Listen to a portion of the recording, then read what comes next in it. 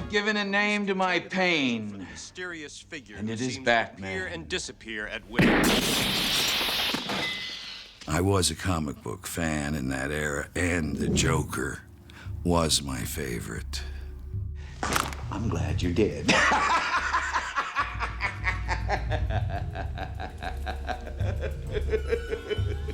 Jack Nicholson. I'm glad you did. He is of the piece. He is seamlessly into it. He is Grand Guignol. Come on, Jack, let's go! And he doesn't make a false step. With the whole bravura performance, he is part of that magical, dark piece.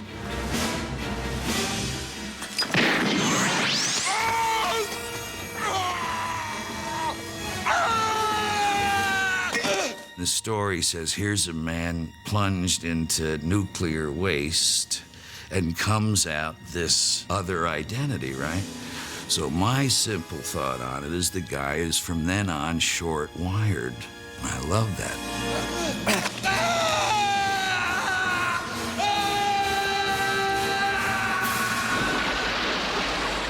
People have said to me, did I feel nervous about taking on a task where you were going to produce some work that was going to be viewed in such detail and analysed in such detail?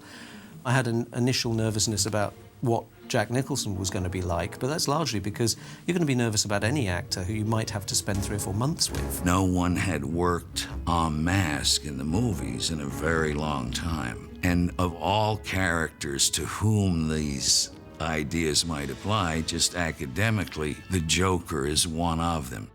My attitude was very practical. It was, if you have somebody of that caliber, they'll have a 12-hour turnaround.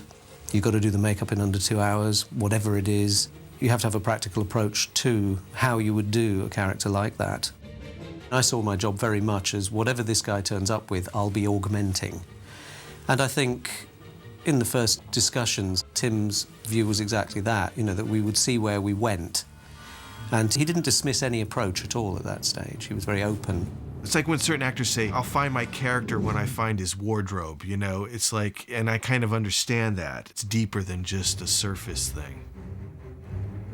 With someone like the Joker, you have a childhood image in your head. White-faced guy, green hair, manic smile. But beyond that, when somebody actually confronts you with the issue of, OK, you're actually going to do it, I've got to give him a ridiculous smile, I've got to paint him white, I've got to give him green hair, but I mustn't dilute Jack Nicholson at all. And that was really the hard part of the brief. He did have the final say. I did have a very early meeting before anything happened with Nick. Creatively, it was very specific. You know, in other words, I wanted to get something more of the elongation. You know, when you look at the drawings, his hair is not bright green, you almost see it as a lighting effect. You know, you're at the beginning, everything's always brand new at a movie, and Tim was feeling that this would come through the lighting, that it wasn't too bright, too green, more of a Clarabelle than a Joker, you know. And I said, oh, you know, Tim, look, you know, I don't agree with that. You don't want that level of clowning. Don't worry, I'll try to be humorous. He is the Joker and funny. And we did the test on the wig, and immediately he saw too bright. Changed the wig, much less green area, you know, much less fright wig element, more, you know. This was also very revolutionary at the time. The chemistry of it was very specific, and they were very inclined toward the creative result of it. And we had a lot of talks. One of the ironies of my life is I'm allergic to spirit gum, you know, the basic unit of movie makeup. You know how concerned people are about appearances. This is attractive, that is not. Well, that is all behind me.